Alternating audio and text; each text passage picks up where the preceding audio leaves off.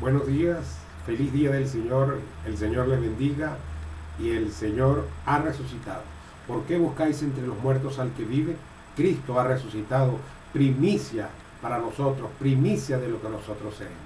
Hoy, en este domingo de resurrección, quiero hablar con ustedes precisamente acerca de la fe cristiana.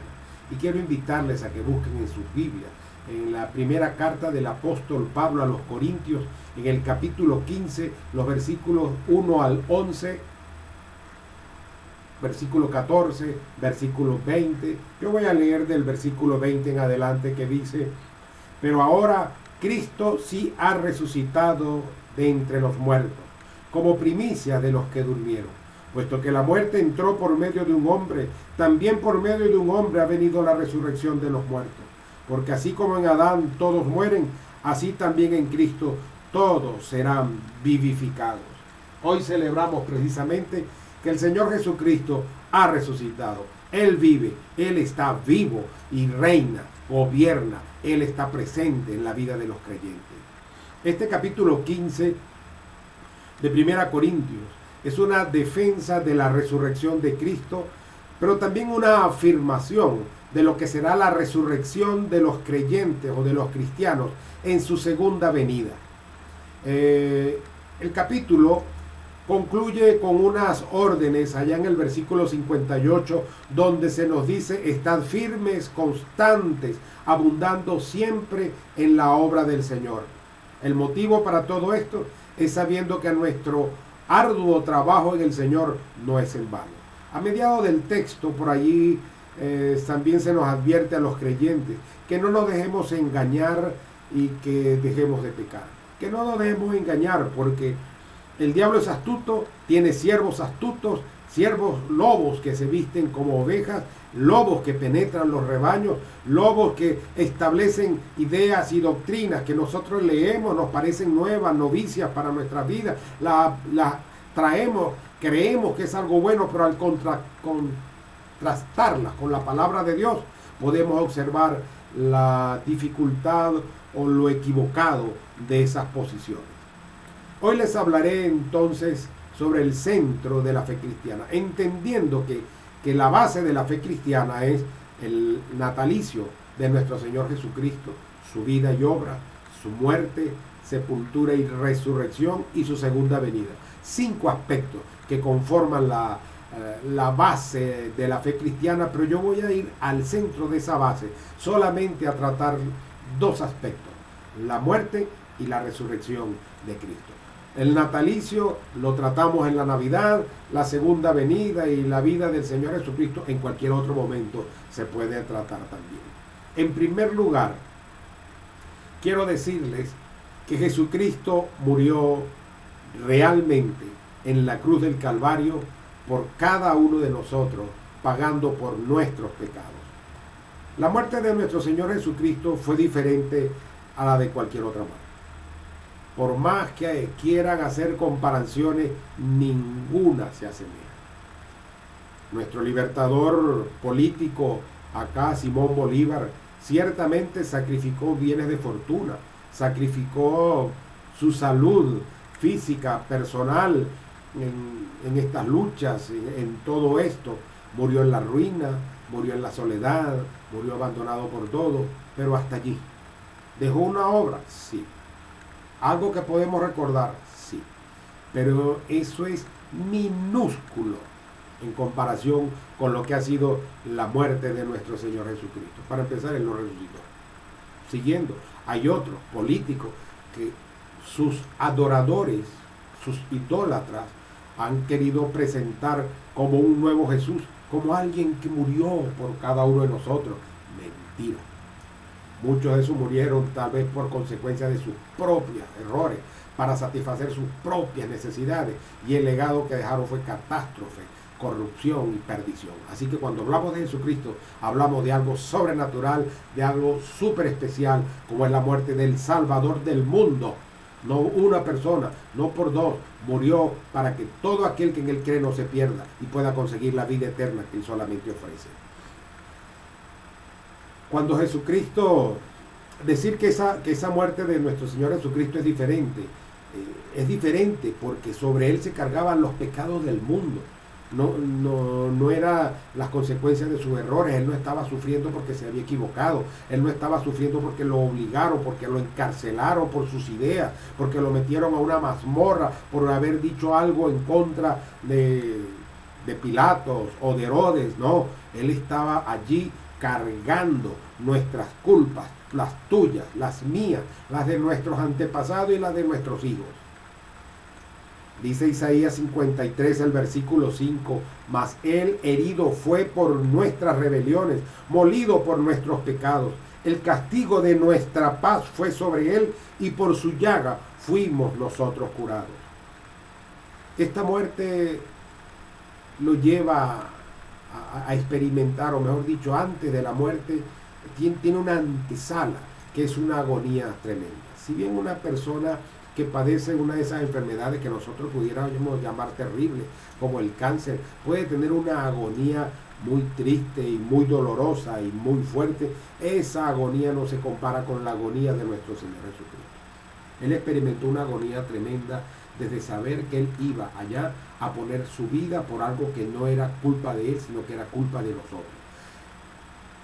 Cuando él fue recibido allá, ese domingo que nosotros llamamos Domingo de Ramos, que debería ser Domingo de Mantos, porque dice que la gente se quitaba los mantos, los trajes, los ponían, las túnicas, para que él pasara sobre ellos.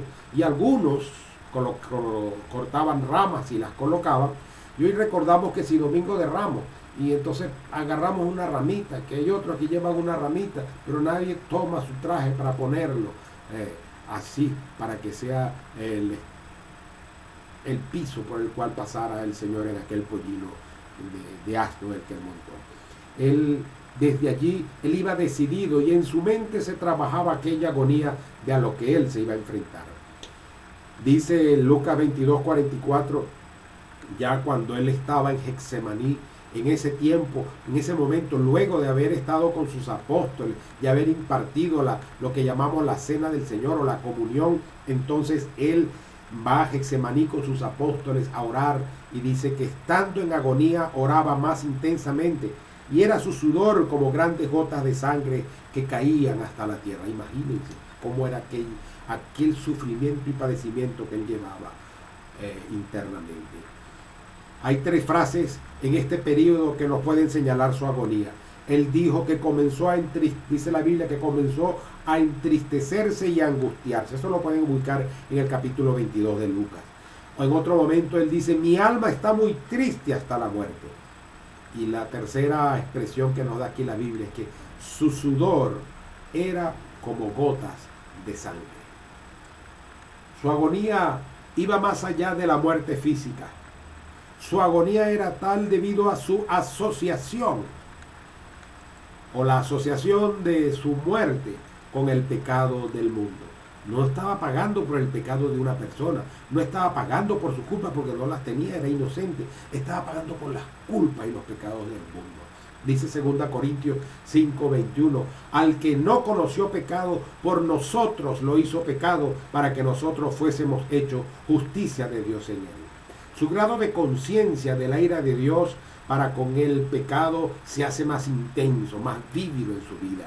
Y él le llega a decir al Señor allá en el Getsemaní, pasa de mí esta copa, pero no se haga mi voluntad, sino la tuya. Él voluntariamente entrega su vida. No es que se la quitaron, él pudo haber usado su poder, el ejército celestial, para deshacerse de la presión o de la aprehensión que los romanos hicieron de él, pero él voluntariamente entrega su vida.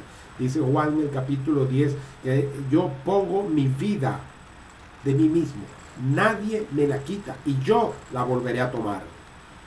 Jesucristo tuvo entonces un padecimiento que lo lleva a una muerte. Pensemos también que él tuvo una flagelación, que él fue martirizado, que él fue azotado, que lo escupieron, que lo golpearon, que le pusieron una corona de espinas en su cabeza para burlarse de él. Así que toda esa agonía, toda esa flagelación influye en lo que fue su padecimiento premuerte, que lo llevan a esa muerte definitiva en la cruz. Los evangelios nos señalan a nosotros que la muerte de Jesucristo fue voluntaria. Él dijo algunas cositas. Entregó su espíritu. No que su espíritu se le salió, sino que él entregó su espíritu, que él expiró luego de decir que todo había sido consumado. Sus piernas no fueron quebradas, porque no era necesario hacerlo. En la costumbre de la crucifixión, para acelerar la muerte de aquellos que estaban allí crucificados, les partían las piernas. Y esto para que no pudieran sostenerse para agarrar aire, y eso hacía entonces que el dolor y el martirio los ahogara más rápido. Pero para él no fue necesario quebrar sus piernas, porque se constató que él había muerto precisamente ya. El centurión romano, aquel que vigilaba a los que estaban allí colgando en la cruz, cuando ya la hora se hacía tarde, él se da cuenta que Jesucristo había muerto, pero él tenía que cerciorarse. Y le era más fácil hacer lo que hizo que quebrar las propias piernas del que estaba allí colgado. Así que tomó su lanza y lo atravesó por su costado derecho, que rompió sus pulmones, y esa lanza llegó hasta su corazón, abriéndolo. Dice que cuando abrió ese costado, derramó agua y sangre. Esa lanza, magistralmente utilizada por un experto en la guerra, certificó que Jesucristo ya estaba muerto.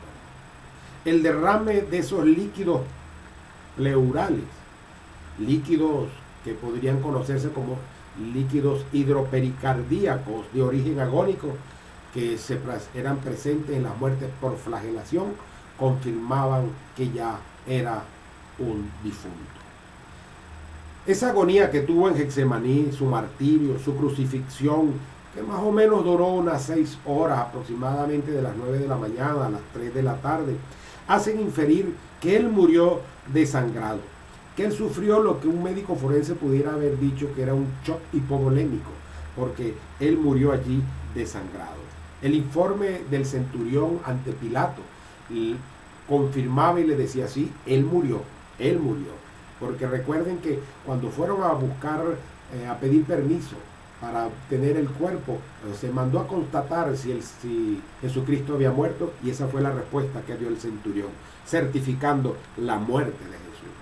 Los enemigos del Señor Jesucristo no estaban muy preocupados en realidad si Jesús había muerto o no. Su preocupación era de que si podían robar su cuerpo, y su preocupación era decir, su preocupación no era que si estaba muerto o no, porque ellos estaban seguros que estaba muerto. Y la preocupación era, él dijo que iba a resucitar, él dijo que al tercer día se levantaba, así que es mejor tenerlo allí vigilado, es mejor tenerlo seguro, que nadie vaya a ir a robarlo allá. Por eso le colocaron una guardia militar para que lo protegiera, para que nadie se acercara a ese sepulcro a pretender robarse el cuerpo del Señor. Otra de las cosas que nos puede asegurar a nosotros que Jesucristo realmente murió es que si por casualidad estaba vivo, si por casualidad tenía un shock estaba en shock, él tenía un estado catatónico, si por casualidad él estaba así, pues la manera como amortajaban los judíos garantizaría que él moría. Fíjense, dicen que era envuelto en lienzos, le amarraban las manos y le amarraban los pies. Ahora imagínense que él hubiese estado en un estado catatónico y despierta y se encuentra que está amarrado de manos, amarrado de pies, envuelto en aquellos lienzos como una momia, y sale brincando él allí de la tumba y se acerca hasta el sepulcro, donde hay una inmensa roca de unas 2 o 3 toneladas que sellaba esa roca, y él allí con sus manos atadas mover esa roca para salir de allí. Totalmente absurdo, imposible de que eso sucediera. Además, por si fuera poco, dice la palabra de Dios en Juan capítulo 19, los versículos 30 y tanto al 40, que se utilizaron unos 35 kilogramos de especies aromáticas para sumergirlo, para momificarlo, para amortajarlo. Ahora, si ustedes como yo, que nos molesta el humo de un cigarrillo, de alguien que esté fumando cerca de nosotros, que me puede molestar cuando mi esposa pone alguna varita de esa encendida y que para ahuyentar los zancudos, imagínese estar sumergido en 35 kilogramos de especies aromáticas, de aceites aromatizados allí. Eso le hubiese terminado de matar. Pero ya él estaba muerto. Ahí simplemente lo que estaban era amortajando el cadáver. La confirmación de esa muerte pues lo lleva a una sepultura. Y es sepultado precisamente para que se cumplieran las escrituras, para que no quedase duda de su muerte. Él no fue un muerto insepulto, no fue un muerto que lo colocaron, lo lanzaron en una fosa común, no fue un muerto que lo soltaron allí, que nadie supo qué sucedió, sino que se documentó lo que se pasaba con ese cuerpo. El profeta Oseas, él señala que el Mesías pasaría los días 2 días en el sepulcro y que resucitaría el tercer día. Eso lo dice Oseas capítulo 6. El rey David, allá en el Salmo 16, versículos 9 al 10, él profetiza algunas cosas interesantes. Primero, que el alma del Señor no perduraría en el Seol, donde estaban los muertos, y que su cuerpo no experimentaría la corrupción de la muerte. Eso también es interesante y eso se cumplió acá. El profeta Isaías, él profetiza que la sepultura sería con los ricos. Fíjense, él murió entre malhechores, pero fue reclamado por 2 ricos, uno llamado José de Arimatea y otro llamado Nicodemo. Ellos lo llevaron, ellos lo pidieron, obtuvieron el cuerpo, lo amortajaron, le hicieron el tratamiento normal que se le hacía a un cadáver, lo llevaron a un sepulcro nuevo que no había sido utilizado con los ricos, fue su sepultura. Mientras el cuerpo de Jesús se encontraba en el sepulcro, su espíritu, su alma, descendió precisamente al reino del Hades. Eso nos lo dice Primera de Pedro capítulo 3, el versículo 19, que dice que fue y predicó a los espíritus encarcelados. De alguna manera, este tiempo de espera en el sepulcro era la proclamación de juicio para todos los desobedientes. En este tiempo, el Señor presentó el mensaje de la expiación que fue llevada ya a cabo en la cruz, en el Gólgota, a los santos del Antiguo Testamento que esperaban este momento especial de que se cumpliera toda esa profecía que se había señalado. En segundo lugar, hoy quiero decirles que Jesucristo verdaderamente resucitó para sellar la expiación. Fíjense cómo sería de real esa resurrección que marcó la historia del mundo, y hoy hablamos de un antes de Cristo y un después de Cristo. Hay una cantidad de evidencias que así nos los dicen.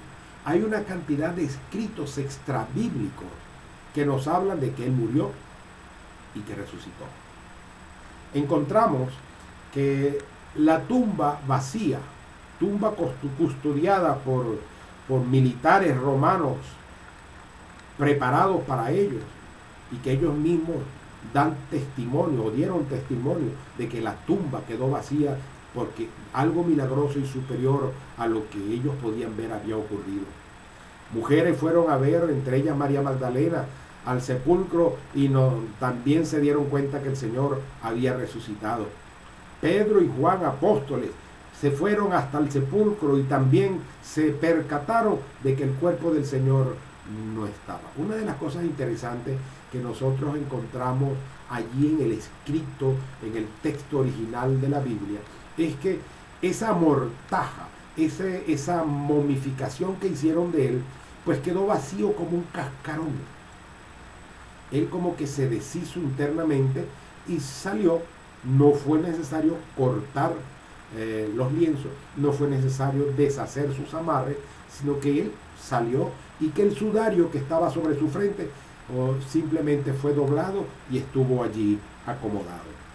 Aparte de esto, nos dice la Biblia ya en este mismo capítulo de 1 Corintios, en los primeros 8 versículos, que más de 500 personas fueron testigos de la resurrección de Cristo. O sea, lo vieron. No solo una tumba vacía, sino que lo vieron, trataron con él se les apareció, él conversó con ellos. Así que no queda duda de que el Señor Jesucristo había resucitado. Esta resurrección impactó de tal manera a sus discípulos, y lo impactó de tal manera porque su muerte había sido real. Y aquellos que estaban asustados y estaban escondidos, ahora son valientes expositores y testigos de la resurrección de Cristo. No era un miserable resucitado, sino un glorioso Salvador. Dice Jesucristo, le dijo a Tomás: pon aquí tus dedos en mis manos, mete tu mano en mi costado, toca mis pulmones, hurga mi pleura, le dice allí. No seas incrédulo, sino creyente. Y entonces Tomás le dijo: Señor mío y Dios mío. Ya ellos no eran los tímidos discípulos escondidos, sino eran discípulos fervorosos, dispuestos a morir por la verdad. Ahora eran testigos de la resurrección. Cristo resucitó glorioso para darnos a nosotros una victoria. Jesús predijo su resurrección. Él dijo que Él moriría y Él dijo que resucitaría al tercer día.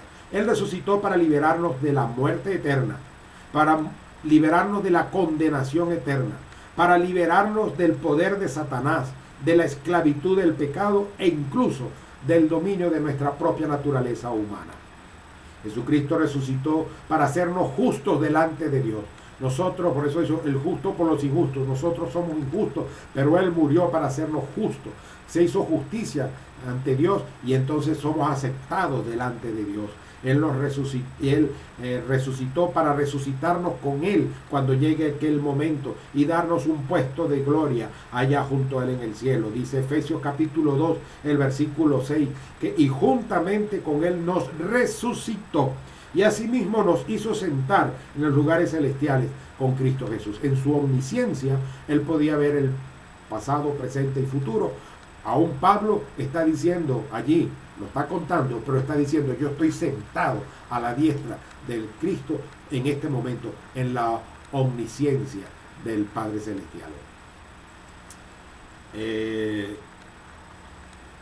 Dice también la Biblia que el Cristo vivo y resucitado, voy a quitar esta pestañita que debe estar saliendo allí, me van a perdonar, son las cosas de acá de la vida y de estarlo haciendo.